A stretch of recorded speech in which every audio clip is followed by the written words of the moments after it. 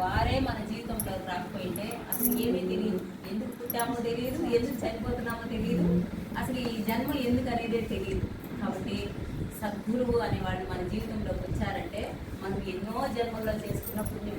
కాబట్టి మన గురువు గారికి ఒకసారి అందరం ధన్యవాదాలు చెప్తున్నాము. ఫస్ట్ మనందరం ఏం ఆలోచించాలంటే మనం బతుకుతున్నామా జీవిస్తున్నామా, దీని గురించి ఒక 2 మాటలు చెప్పుకొని తర్వాత మనం సబ్జెక్ట్ చెప్పుకున్నాము. బతుకుతున్నాము అంటే సృష్టిలో 84 లక్షల రకాల జీవరాశులు ఉన్నాయని శాస్త్రాల్లో ఉంది. మనం మానవుడుగా 84 అంటే 83,99,999 దాటి 84 లక్ష దగ్గర మనిషిగా వస్తామంట. అంటే ఒక సైకిల్లో మనము 84 లక్ష జన్మలు మానవుడుగా వస్తాం. అప్పుడు దాకా ఎన్ని రకాల జీవజాతులు ఉన్నాయో అన్నింటిలో జన్మ తీసుకొని వస్తాం. అంటే ఒక్క ఛాన్స్ వస్తుంది. కాబట్టి ఈ ఛాన్స్ వచ్చిన దాన్ని మనం ఎలా ఉపయోగించుకోవాలి అనేది అందరికీ తెలియదు. సార్ చెప్పినట్టు ఎవరెవరి దృష్టికోణాన్ని బట్టి నాలెడ్జ్ని బట్టి నాకు తెలుసు అనే ఒక భ్రమలో బతికేస్తూ ఉంటాం. బతకడం ఏమిటి, జీవించడం ఏమిటి అంటే బతకడం అంటే అన్నీ ఏం చేస్తాయి, తింటాయి, పడుకుంటాయి, సంసారం చేస్తాయి, పిల్లల్ని కట్టాయి. సృష్టిలో అన్నీ చేసేది ఆ పని. కానీ ఒక్క మానవుడికి మాత్రమే భగవంతుడు ఒక బుద్ధి జ్ఞానం అనేది ఇచ్చాడు. కాబట్టి మనం ఏం చేయాలంటే ఈ జ్ఞానంతో ఏంది నిజము, ఈ జన్మ ఏంది, ఎందుకు అనేది మనం తెలుసుకునే ప్రయత్నం చేయాలి. కానీ మన యోగులు మహర్షులు చెప్పినట్టు పుట్టలోని చదరు పుట్టవా గిట్టవా అని ఎందుకు పుడుతున్నామో తెలియదు, ఎందుకు బతుకుతున్నామో తెలియదు, పుట్టున్నాము చనిపోతున్నాము, అది జరిగిపోతూనే ఉందన్నమాట. 7 జన్మల్లో మనం ఏడిస్తే భగవంతుడా నేనేం పాపం చేశానో, నాకెందుకు ఈ కష్టాలు అని తెలుసుకోవాలి అన్న నిజమైన జిజ్ఞాస కలిగినప్పుడు మాత్రమే మన జీవితంలోకి సద్గురువు వస్తాడంట. సద్గురువు అంటే సత్యాన్ని బోధించే గురువు. సత్యం ఏమిటి? భగవంతుడు ఒకడే సత్యం, మిగతా అంతా అసత్యం. ఇది తెలుసుకోవడం కోసమే జన్మ. దీన్ని చెప్పేవారు సద్గురు. మనం ఈ భౌతిక జగత్తులో బతకాలంటే ఎంతోమంది రకాల గురువులు ఉన్నారు. ఎందుకంటే వాళ్ళు ఉంటేనే మనకి విద్యా బుద్ధులు అన్నీ నేర్పిస్తారు. మనం చదువు, సంధ్య, ఉద్యోగము, వ్యాపారము చేసుకొని బతకాలంటే ఇవన్నీ అవసరం కాబట్టి వాళ్ళు కూడా గురువులే. కానీ ఒక్క సద్గురువు మాత్రమే సత్యాన్ని చెప్పగలుగుతారు. కాబట్టి మనందరి జీవితంలోకి సద్గురువు అయిన పత్రి గారు వచ్చి చెప్పారు కాబట్టి తెలుసు, కానీ లేదంటే ఎవ్వరికి తెలియదు. ఎందుకంటే అందరూ 700 శ్లోకాలు చదువుతున్నారు, బట్టి పట్టేస్తున్నారు, మాకు తాత్పర్యం తెలుసు అంటున్నారు, అన్నీ చేస్తున్నారు, కానీ అందులో ఏముంది అని ఎవరికీ తెలియదు. కానీ ఇంకొకటి ఏమంటే బహూనాం జన్మనామంతే జ్ఞానవాన్ మా ప్రపద్యతే వాసుదేవ సర్వమితి సమాత్మానం సుదుర్లభ అని కృష్ణ పరమాత్మ చెప్పాడు. అంటే చాలా జన్మలు పడుతుందంట, అనేక జన్మలు పడుతుందంట, కోట్ల జన్మలు పడుతుందంట. ఒక్క జన్మలో ఎవరు ఏమీ తెలుసుకోలేరు. కాబట్టి ఎన్నో జన్మలు తీసుకోవాల్సిందే. అయితే ఈ ధ్యాన మార్గంలోకి వచ్చిన తర్వాత కూడా చాలా జన్మలు పడుతుంది. ఎందుకంటే సార్ చెప్పినట్టు ఈగో, ఏం నువ్వు చెప్పిందే ఎందుకు కరెక్ట్, నువ్వు చెప్పిందే నేను ఎందుకు రాయి, ఏమి నాకు తెలియదా, నేను ధ్యానం చేస్తున్నాను, నేనేమి ఎవరికి తప్పు కాదు, నేను అన్న అహం మనలో ఉన్నంతకాలం మనకి ఏమీ అర్థం కాదు. ఎందుకంటే ఇది భగవంతుడి సృష్టి, ఇది పూర్తి మాయతో నడవబడుతూ ఉంటుంది. మాయని మనం జయించాలంటే మనలో ఉన్న అహాన్ని మనం చంపుకోవాలి. ఎప్పుడైతే నేను అనుకుంటామో ఏమీ నేర్చుకోలేము. నేను ఏమీ కాదు, అంతా భగవంతుడే, నేను అనేది ఏమీ లేదు, జీరో. ఎందుకంటే నేను అందంగా ఉన్నానంటే నన్ను మించిన అందగత్తెలు ఇంకెంతోమంది ఉంటారు. నేను బాగా చదువుకున్నానంటే నన్ను మించిన చదువుకునే వాళ్ళు ఎంతోమంది ఉంటారు. నాకు డబ్బు ఉందంటే ఇంకెంతోమంది డబ్బులు ఉండేవాళ్ళు ఉంటారు. కాబట్టి ఏ విషయంలో అయినా, ఉద్యోగం తీసుకున్నా, పదవులు తీసుకున్నా, ఏ విషయంలో తీసుకున్నా ఒకరిని మించిన వాళ్ళు ఒకరు ఎప్పుడు ఉంటూనే ఉంటారు. కాబట్టి ఎక్కడికి కూడా గొప్ప అనేది లేదు. అది అర్థం చేసుకొని నేను అనేది జీరో, భగవంతుడు ఒకడే సత్యము అనుకున్నప్పుడు మాత్రమే, మనలో ఈగో అనేది లేనప్పుడు మాత్రమే సత్యం అర్థమవుతుంది. అప్పటి వరకు అర్థం కాదు. దానికి గురువు గారు శ్వాస మీద ధ్యాస, సైలెన్స్ మెడిటేషనే చేయాలి. ఇది వెరీ వెరీ ఇంపార్టెంట్. ఎందుకంటే అందరూ మ్యూజిక్ పెట్టుకొని మెడిటేషన్ చేస్తున్నారు. దానివల్ల ఏమవుతుందంటే ఇది ఇంపార్టెంట్ కాబట్టి నేను చెప్పాలి కాబట్టి చెప్తున్నాను. మానవుడు అంటే శరీరము, మనసు, ఆత్మ, ఈ మూడు ఉన్నవాడు మానవుడు. జంతువులకి శరీరం ఉంటుంది, ఆత్మ ఉంటుంది. అది శరీరం వదిలేసిందంటే దాని ఆత్మ ఇంకొక శరీరం తీసుకుంటుంది. కానీ దానికి మనసు అనేది లేదు, అంటే కొద్దిగా ఉంటుంది అన్నమాట, చాలా తక్కువగా. దాని గురించి కూడా పత్రి గారు ఒక పెద్ద కాన్సెప్టే చెప్పారు. సోల్ అనేది గ్రూప్ కాన్షియస్గా ఉంటుంది. ఇప్పుడు చీమలు లైన్గా వెళ్తూ ఉంటాయి, ఎన్ని వెళ్తూ ఉంటాయి, ఇన్ని ఉంటాయి, అంటే వాటన్నింటిలో కలిపి ఒక ఆత్మ ఉంటుంది. పక్షులు ఒక గుంపుగా వెళ్తూ ఉంటాయి, వాటన్నింటిలో కలిపి ఒక ఆత్మ ఉంటుంది. అలా గ్రూప్ కాన్షియస్ అన్నమాట. ఒక్క మానవుడిలో మాత్రమే ఒక్కొక్క విత్తనం లాగా ఒక్కొక్క ఆత్మ, అంటే ఆత్మ ఒక్కటే. దానికి భగవంతుడు ఏం చెప్పాడంటే పూసలు ఉంటాయి, ఒక పూసల దండ ఉంటుంది, దారం అన్నీ కలిస్తే అది ఒక దండ అవుతుంది. ఆ విధంగా మనం ఒక్కొక్క పూస లాంటి వాడము, కానీ లోపల ఉన్న దారము ఒకటే కదా. ఆ విధంగా ఆత్మ ఒక్కటే, భగవంతుడు ఒక్కటే. మనందరం చూడడానికి సపరేట్ అనుకుంటున్నాం. దానికి ఎగ్జాంపుల్ ఏమంటే పనస పండు ఉంది, పండు ఒకటే, కానీ కట్ చేస్తే లోపల తొనలు చాలా ఉంటాయి. అదేవిధంగా భగవంతుడు ఒక్కడే, కానీ మనము ఇన్ని రూపాల్లో కనిపిస్తున్నాం. ఇప్పుడు మనము బతకడం అంటే తినడం, పడుకోవడం, సంసారం చేయడం, పిల్లలు కనడం. జీవించడము అంటే శాస్త్రం, ప్రమాణం. శాస్త్రంలో ఏముంది అది తెలుసుకొని శాస్త్ర ప్రకారం మనం జీవించినప్పుడు మన జన్మ అనేది ఒక సార్థకతను చేకూర్చుకుంటుంది. కాబట్టి మనం ఇందాక చెప్పుకున్నట్టు ఎన్నో జన్మలు పట్టేస్తుంది, అర్థం చేసుకోలేము, తెలుసుకోలేము. ఎప్పుడైతే నాకు చెప్పుకున్నట్టు చనిపోయి పుట్టి 7 జన్మల్లో ఏడిస్తే మనం చేసుకున్న పుణ్యం వల్ల అప్పుడు మాత్రమే సద్గురువు మన జీవితంలోకి వచ్చి ఈ విషయాలు మనకు చెప్తారు. భగవంతుడు ఎవరు అంటే మనలో ఉన్న ఆత్మే భగవంతుడు. మనిషికి శరీరము, మనసు, ఆత్మ 3 ఉంటాయి. నేను శరీరాన్ని అనుకున్నంతసేపు మనం ఏమి తెలుసుకోలేదు. మనం ఏమనుకుంటాము, నేను ఆరోగ్యంగా ఉండాలి, శరీరం కదా, నేను ఆరోగ్యంగా ఉండాలి, నాకు బీపీ వద్దు, షుగర్ వద్దు, నాకు ఏ జబ్బులు వద్దు, నేను హెల్తీగా ఉండాలి అనుకుంటాము. అదేవిధంగా ఇంకేమనుకుంటాము, బాగా ఇల్లు కట్టుకోవాలి, కార్లు కొనుక్కోవాలి, ఎంజాయ్ చేయాలి, టూర్కి తిరగాలి, ఇదే లైఫ్ అనుకుంటాం. ఇప్పుడు నేను శరీరము అనుకున్నప్పుడు. అదేవిధంగా మనసు ఏం చేస్తుంది, వాళ్ళకన్నా నేను గొప్పగా ఉండాలి, నేను ఇంకా గొప్పగా ఉండాలి, అంటే ఎప్పుడు కంపారిజన్స్లో ఉంటుంది అన్నమాట. ఏది తనకున్న దాంతో తను తృప్తి పడదు మనసు. ఎన్ని వచ్చినా ఇంకేదో కావాలని మనసు అనేది ఒక మాయా మృగంలాగా మనల్ని మాయ చేస్తూ ఉంటుంది. ఇప్పుడు ఇది తినకూడదు అని చెప్పారు, మాంసాహారం తినకూడదు. ఎందుకంటే భగవంతుడు భగవద్గీతలో అన్ని ప్రాణులలో ఉన్న ప్రాణాన్ని నేను అన్నారు. అహమాత్మ గుడాకేశ సర్వభూతాశయస్థిత అహమాదిశ్య మధ్యంచ భూతానామంత ఏవచ అని చెప్పారు. అంటే అర్జున అన్ని ప్రాణులలో ఉన్న ప్రాణాన్ని నేను అన్నారు. కాబట్టి భగవంతుడు ఎవరు అంటే అన్ని ప్రాణులలో ఉన్న ప్రాణమే భగవంతుడు. ఇది భగవంతుడు చెప్పినా కూడా ఎవరికి అర్థం కావడం లేదు. కాబట్టి చేపను కోసినా, మేకను కోసినా, ఏ జంతువుని కోసినా భగవంతుడిని కోసినట్టే.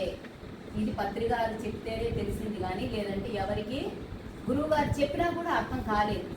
వింటున్నారు, ధ్యాన ప్రచారం చేస్తున్నారు, అయినా కూడా నాన్ వెజ్ తినేవాళ్ళు ఉన్నారని మొన్న చెప్పారు కదా అమ్మ క్లాస్లోనే. అందరూ తిరుగుతున్నారు, బయట ప్రచారాలు చేస్తున్నారు, మళ్ళీ పోయి హోటల్స్లో ఇంట్లో కూడా తినేస్తున్నారు అని. కాబట్టి సత్యం అనేది అంత ఈజీగా అర్థం కాదు, ధ్యానం చేసినంత మాత్రం తెలియదు. గురువు ఏం చెప్పారు అనే దాన్ని మనం శ్రద్ధగా విన్నప్పుడు మాత్రమే దాన్ని గ్రహించుకోగలుగుతాము. ఆయన భగవద్గీతలో 10వ అధ్యాయంలో 20వ శ్లోకం, మీరు ఎప్పుడైనా భగవద్గీత తీసి చూడండి, అందులో ఈ శ్లోకం చెప్పారు, అన్ని ప్రాణులలో ఉన్న ప్రాణాన్ని నేను అని. ఇప్పుడు నేనున్నాను, ప్రాణంతో ఉన్నాను, ప్రాణం వెళ్ళిపోయింది. ఈ శరీరం అంతా ఇలాగే ఉంది కదా, కాళ్ళు ఉన్నాయి, చేతులు ఉన్నాయి, శరీరం మొత్తం ఉంది. మరి ఏం వెళ్ళిపోయింది? ఏం వెళ్ళిపోయింది శరీరంలోంచి? ఆత్మ వెళ్ళిపోయింది. కాబట్టి ప్రాణం పోయింది. కాబట్టి అన్ని ప్రాణులలో ఉన్న ప్రాణాన్ని నేను అంటే మత్స్యంలో ఉన్నది నేనే, కూర్మంలో ఉన్నది నేనే, వరాహంలో ఉన్నది నేనే అని ఆయన అన్ని రూపాల్లో దశావతారాల్లో చూపించాడు. అంటే అతనికి వరాహంలో ఉన్నది కూడా నేనే అని ఆయన చెప్పినా కూడా దాన్ని అర్థం చేసుకునే శక్తి లేక, ఒకవేళ ఎవరైనా చెప్తే కూడా అందరు తింటున్నారు కదా, ఏం నువ్వు తింటే ఏం నేను ఒక్కడే నాకు తినండి, అందరు తింటున్నారు కదా, అందరికి అయింది నాకు అయింది అని తినేస్తున్నారే కానీ పాపభీతి లేదు, భయం లేదు. అందుకని భగవంతుడు మనకి కర్మల రూపంలో ఇది పుణ్యభూమి, కర్మభూమి, ఎవరు ఏ విత్తనం వేస్తే ఆ చెట్టే వస్తుందని మనం చేసుకున్న కర్మలు పాపాలే మనకి జబ్బులుగా వచ్చి మళ్ళీ మళ్ళీ మళ్ళీ జన్మలు తీసుకుంటూ ఈ కష్టాలు ఈ బాధలు అనుభవిస్తూ కేవలం సద్గురువు వచ్చినప్పుడు మనలో శ్రద్ధ కలిగినప్పుడు మాత్రమే ఈ విషయం అర్థమవుతుంది. ఇప్పుడు శరీరము మనసు అయిపోయి ఆత్మ. ఆత్మ అంటే అన్ని ప్రాణులలో ఉన్న ప్రాణాన్ని నేను అని భగవంతుడు చెప్పాడు. కాబట్టి మనలో ఉన్న ఆత్మే భగవంతుడు. ఇప్పుడు మనకి దేవీ దేవతలందరూ ఉన్నారు, రాముడు, కృష్ణుడు, యేసు ప్రభువు, అలా వీళ్ళే కదా దేవుళ్ళు అంటారు. అంటే వాళ్ళందరూ ధ్యానం చేసి మేము ఈ శరీరాలం కాదు, ఆత్మలము, మేము దేవుళ్ళము అని వాళ్ళు తెలుసుకున్నారు. మనం కూడా తెలుసుకోవాలి. అదే పత్రికారు చెప్పింది. మై డియర్ గాడ్స్ అన్నారు మనల్ని ఆయన.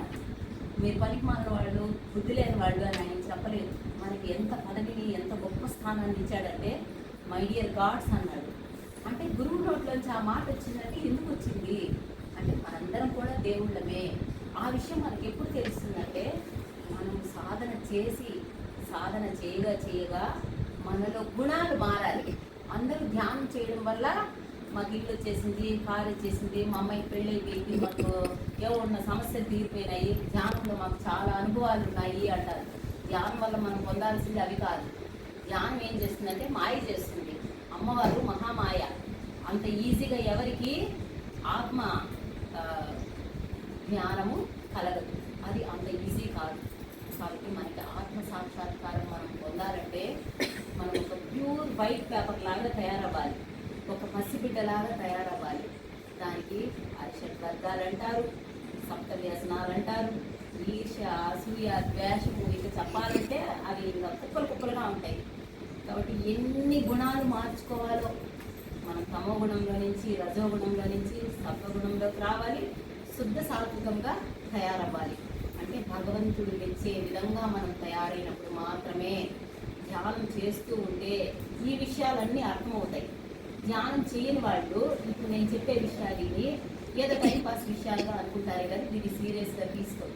కానీ మనందరం ధ్యానం చేస్తున్నాం కాబట్టి, ఇవి గురువు చెప్పిన విషయాలు కాబట్టి మళ్ళీ మనం దీన్ని కూర్చొని మననం చేసుకున్నప్పుడు అవును నిజమే కదా గురువు గారు చెప్పింది అని గ్రహించుకోగలిగినప్పుడు, మనలో గుణాలు మారినప్పుడు, మన లోపల ఉన్న పరమాత్మ మనల్ని మెచ్చినప్పుడు ఆయన మనకి దర్శనమిస్తాడు. అప్పుడు మాత్రమే మనకి జీవన్ ముక్తి అంటే భూమి మీద ఉన్నప్పుడే, బ్రతికి ఉన్నప్పుడే మనకి ముక్తిని, మోక్షాన్ని ప్రసాదిస్తారు. ముక్తి అంటే దుఃఖరాహిత్య స్థితి. అంటే చనిపోయిన తర్వాత వచ్చేది మోక్షం, మళ్ళీ జన్మ లేని స్థితి. అంటే ఈ భూమి మీద మళ్ళీ పుట్టము. కానీ బ్రతికి ఉన్నప్పుడే జీవన్ముక్తి స్థితి. అంటే మన ఎదురుగా బాంబులు వేసేసినా మనకి బాధ అనిపించదు. ఎందుకంటే ఆ స్థితికి వచ్చేస్తాం అనమాట. భగవంతుడు మనల్ని ఆ స్థితిలో పెట్టేస్తారు. కాబట్టి మనం భూమి మీద ఉన్నప్పుడే జీవన్ముక్తిని సాధించాలి. కాబట్టి భగవంతుడు అంటే మనలో ఉన్న ఆత్మే భగవంతుడు. ఇది తెలుసుకోవడం అంత సులభం కాదు. మనకి చాలా పట్టుదల, చాలా శ్రద్ధ, వీలైనంత వరకు బయట విషయాలు బయటే వదిలిపెట్టాలి. పక్కింట్లో ఇది జరిగిందంట, ఆ ఊరిలో అది జరిగిందంట, ఈ విషయాలన్నీ వదిలిపెట్టేసి అవసరం లేదు, ధ్యానం చేశాను, నా బాధ్యత ఏంటి, కుటుంబంలో నేనేం చేయాలి, సమాజానికి నేనేం చేయాలి అని 4 మనం చేయాల్సిన బాధ్యతలు చేసేసి ధ్యానం చేసుకుంటూ ఎంతోమంది యోగులు మహర్షులు ఆత్మజ్ఞానానికి సంబంధించిన పుస్తకాలు మన పిఎస్ఎస్ఎంలో మస్తుగా ఉన్నాయి. ఆ పుస్తకాలు చదువుతూ ఉంటే అవును నిజమే అని మన లోపల నుంచి భగవంతుడు మనల్ని మెచ్చినప్పుడు దర్శనం ఇస్తాడు. భగవద్ దర్శనం కలిగినప్పుడు మళ్ళీ మనకి జన్మలేని స్థితి వస్తుంది. ఒక చిన్న కథ చెప్పుకుందాం దీనికి ఎగ్జాంపుల్. అంటే జీవన్ముక్తి అనేది ఎంత కష్టమో అనే దాని గురించి. ఒక రాజుగారు ఉన్నారంట. రాజు అంటే ఏం చేస్తారు? ఎప్పుడు దాన ధర్మాలు చేయడమే వాళ్ళ పని. ఎందుకంటే రాజ్యాలను జయించడము, సంపదని సాధించడము, ఎవరొచ్చి రాజుగారు భిక్షాందేహి అంటే తీసుకొని నీకేం కావాలని ఇవ్వడం, అదే కదా రాజు పని. సరే ఒక బ్రాహ్మణుడు వచ్చి రాజుగారు నాకు ఒక 1000 గోవులు కావాలి అంటాడంట. సరే తీసుకెళ్ళండి అని ఒక 1000 గోవులు ఇస్తారంట.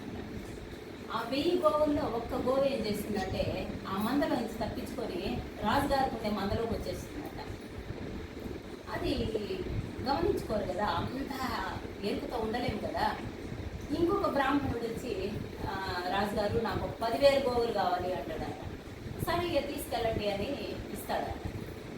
ఇతను ఇంటికి తీసుకెళ్ళిన తర్వాత చూస్తే 999 ఉన్నాయంట. ఒక్క ఆవు లేదని మళ్ళీ తిరిగి రాజుగారి దగ్గరికి వస్తారంట. నాది ఒక్క ఆవు లేదు అంటే సరే చూస్తే ఆ 10,000 మందలో ఉంటుందంట ఆవు. వెళ్ళి ఆయన అడుగుతారంట, సరే వీళ్ళ గోవు తప్పించుకొని మీ మందలో ఉంది, ఆయనకి ఇచ్చేసేయండి అంటే, నాకు ఇచ్చిన తర్వాత మీరు ఎలా అడుగుతారు రాజుగారు, నేను ఇవ్వను అంటాడంట. చూడండి, 10,000 గోవులు ఇస్తే ఒక్క గోవు ఇవ్వండి, నేను ఎందుకు ఇస్తాను, నేను ఇవ్వను అంటాడంట. సరే ఇతనికి సరే ఏదో జరిగిపోయింది, ఇంకొక 1000 గోవులు ఇస్తాను తీసుకెళ్ళు అంటే, ఆహా నాకొద్దు, నాకు ఇచ్చిన ఒక్క గోవే కావాలి, నాకు అదే కావాలి అంటాడంట. చూసారా? అంటే మనుషుల మనస్తత్వాలు ఎలా ఉంటాయంటే, ఇప్పుడు ఇందులో రాజుదేమన్నా తప్పుందా? ఉందా తప్పు రాజుది? లేదు కదా. కానీ రాజు అనేవాడు ఎంత పర్ఫెక్ట్గా ఉండాలంటే, అందులో నుంచి తప్పించుకొని ఇక్కడికి వచ్చేస్తే నువ్వు ఎందుకు చూసుకోలేదు అంటే నువ్వు ఎంత ఎరుక లేకుండా ఉన్నావని ఆ ఒక్క చిన్న తప్పుకి రాజు తర్వాత జన్మలో బలిగా ఉంటాడంట. అంటే ఇంక మనము నిద్ర లేస్తే ఎంత కాన్షియస్తో ఉన్నామో, ఇంకా మనం ఎన్ని సాధించాలి, మనం ఎలా నడుచుకోవాలి. కాబట్టి ధ్యాన మార్గంలో వచ్చిన తర్వాత కూడా మనం నిర్గుణ స్థితికి, దైవ స్థితికి చేరుకోవాలంటే చాలా జన్మలు పడుతుంది. ఇలా చెప్పుకుంటే ఎన్నైనా ఉన్నాయి. కాబట్టి మనందరము ఎప్పుడు ఎరుకతో, కాన్షియస్తో చేసే ప్రతి పని పట్ల, మాట్లాడే మాట, తినే తిండి, చేసే పని, మదిలో మెదిలే ఆలోచన కూడా మనకి కర్మల్ని తెస్తుంది. తప్పుగా ఆలోచిస్తూ ఉంటాము. మన పిల్లలు ఏదైనా తప్పు చేస్తే అయ్యో పసిపిట్టే కదా తెలియదులే అనుకుంటాం, ఎందుకంటే మన బిడ్డ. అదే పక్కింటి పిల్లోడు చేస్తే వాళ్ళ పిల్లోడు చాలా అతి, వాడు ఎప్పుడు చెప్పిన మాట చిన్నప్పటి నుంచి అంతే అని వాడికి ఒక పెద్ద హిస్టరీ ఇచ్చేస్తాం. అంటే మన బిడ్డ అయితే ఒకటి, పక్కన బిడ్డ అయితే. ఇలాంటి గుణాలు ఎన్నో ఉన్నాయి. ఇవన్నీ మార్చుకొని అంతా నేనే అంతా అన్న స్థితికి ఎదిగే వరకు జన్మలు కర్మలు తప్పవు. కాబట్టి భగవంతుడు అంటే మనలో ఉన్న ఆత్మే భగవంతుడు అనేది మనం తెలుసుకోవాలి. లాస్ట్ ఇంకా ఆయన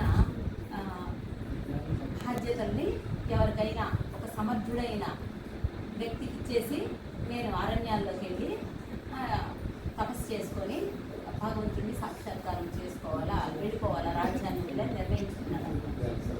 అప్పుడు రాజ్యంలో ఉండే ప్రజలందరినీ పిలిచి, అదిగో ఫలానా విద్యల్లో నేను పరీక్ష పెడతాను, ఈ పోటీలో ఎవరు గెలుస్తారో వాళ్ళనే నేను చక్రవర్తిగా చేస్తాను అని చెప్పి రాజ్యంలో ఉన్న ప్రజలందరికీ పెట్టాడంట పోటీ. చూడు, ఎవరైనా మనమైతే కూడా ఏం చేస్తాము, ఈ ఇల్లు నాది, నా కొడుకే అంటాం కదా. కానీ ఆయన ఎవరు అంతటి సమర్థుడు, ఈ రాజ్యాన్ని తర్వాత జాగ్రత్తగా చూసుకుంటారో అతనికే పట్టాభిషేకం చేస్తాను అని చెప్పి సరే పోటీ పెట్టి, పోటీలో గెలిచిన వ్యక్తికి రాజ్యాన్ని కట్టబెట్టి, తన పిల్లలు 10 మందికి వాళ్ళు బ్రతకడానికి, మన కడుపులో పుట్టినందుకు వాళ్ళకి ఏం చేయాలా అని ఈ గ్రామం మీకు ఇన్ని గ్రామాలు, ఇన్ని గోవులు, ఇంత బంగారు అని ఎవరెవరికి ఏమి వేయాలో ఇచ్చేసి, భార్య, తల్లిదండ్రి ఎవరు ఉన్నారో ఎవరెవరికి ఏమేమి చేయాలో అన్నీ చేసేసి, ఇంకా నాకు ఏ బాధ్యత లేదు, నేను చేయాల్సినవన్నీ చేసేసాను అని చెప్పి అప్పుడు ఆయన అరణ్యాల్లోకి వెళ్ళిపోయాడంట. తపస్సు చేసుకొని ఆ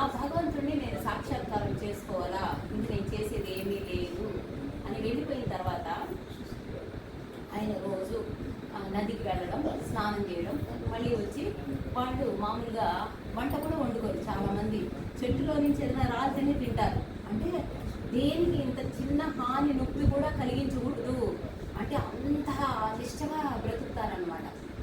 సరే అలా ఉన్నప్పుడు ఒకరోజు నదికి స్నానానికి వెళ్తే ఒక జింక ఒక పిల్లను కనేసి నీళ్ళలో కొట్టుకెళ్ళిపోయిందట. అది చూసి ఆయనకి మనసు చాలా చెలించిపోయిందట. అయ్యో ఇంత చిన్న బిడ్డ భూమి మీద పుడతానే వాళ్ళ అమ్మని పోగొట్టుకుంటే ఈ బిడ్డెట్ట అంత రాజ్యాన్ని వదిలేసి వచ్చిన ఆయన ఇంత చిన్న జింక పిల్ల దగ్గర అయ్యో ఈ జింక బిడ్డెట్ట అని చెప్పి దాన్ని తీసుకెళ్ళి దాన్ని పాలు పట్టించి దాన్ని పెంచి పెద్ద చేస్తూ ఉన్నాడంట. అది ఈ పక్క ఆ పక్క దూకుతూ ఎగురుతూ ఆడుతూ ఉంటే దాన్ని చూసి మురిసిపోతా సాధన చేసుకుంటా ఉన్నాడంట. ఆయనకి యోగులు మహర్షులు మనలాగా సాధన చేసే వాళ్ళకి మరణ సమయం ఆసనం అయినప్పుడు మనకు తెలిసిపోతుంది. సరే ఆయనకు అర్థమైపోయిందంట, ఇంకా మనం వెళ్ళిపోయే టైం వచ్చేసింది అని. ఆయన ప్రాణం పోయేటప్పుడు నేను చనిపోతున్నాను కదా, ఇప్పుడు ఈ జింక పిల్ల ఎట్లా అనుకున్నప్పుడు ప్రాణం పోయిందంట. జింక మీద మనసుతో ప్రాణం పోయింది కదా, ఆయన మళ్ళీ జింకగా జన్మ తీసుకోవాల్సి వచ్చింది. చూసారా, అంటే ప్రాణం పోయేటప్పుడు ఏ ఆలోచనతో ఉంటామో నెక్స్ట్ ఆ జన్మ. అందుకనేసి మనము సర్వకాల సర్వావస్థలందు మన దృష్టి భగవంతుడి మీద ఉండాలి అంటారు. మళ్ళీ భగవంతుడు అంటే రాముడో కృష్ణుడో అనుకుంటాము, కానీ భౌతిక జగత్తులో కానీ కాదు. ఆత్మ అంటే శూన్యస్థితి. మనం ఎప్పుడు సైలెంట్ దృష్టిలో ఉండాలి. ఇంకొకసారి చెప్పారు కదా మౌన జ్ఞానం, అందుకని ఇది చెప్తామని. మనము మంచి చేస్తుంటే మళ్ళీ మంచి జన్మలు, తప్పులు పాపాలు చేస్తుంటే మళ్ళీ అదో జన్మల్లోకి వెళ్ళిపోతాం. కాబట్టి పుణ్యము వద్దు పాపము వద్దు, మనం చేసేవన్నీ సత్యకర్మలే చేయాలి. సత్యకర్మలు అంటే అన్ని మంచి పనులే చేయాలి. చేస్తున్న ప్రతి మంచి పని భగవంతుడు నా ద్వారా చేయిస్తున్నాడు, నేను అనేది లేదు. నేను అనుకుంటే ప్లస్ మైనస్ వచ్చేస్తుంది, నేను అనేది లేదు, అంతా భగవంతుడే ఆయన నడిపిస్తున్నాడని మనం మంచి పనులే చేస్తూ ఎప్పుడు మన దృష్టి ఆత్మ మీదే ఉండాలి. ఎప్పుడైతే ప్రాణం పోయేటప్పుడు మన దృష్టి ఆత్మ మీదే ఉంటుందో అప్పుడు జన్మలేని స్థితి, లేదంటే మళ్ళీ మళ్ళీ పుట్టాల్సిందే. అంతటి చక్రవర్తులుగా ఉన్న వాళ్ళే సాధించలేకపోయారు. మరి మనం ఎంతటి సాధన చేయాలి, మనం ఎంత స్థితికి చేరుకోవాలి, మనకు మనమే పరీక్ష పెట్టుకోవాలి, ఎరుగుతూ ఉండాలి.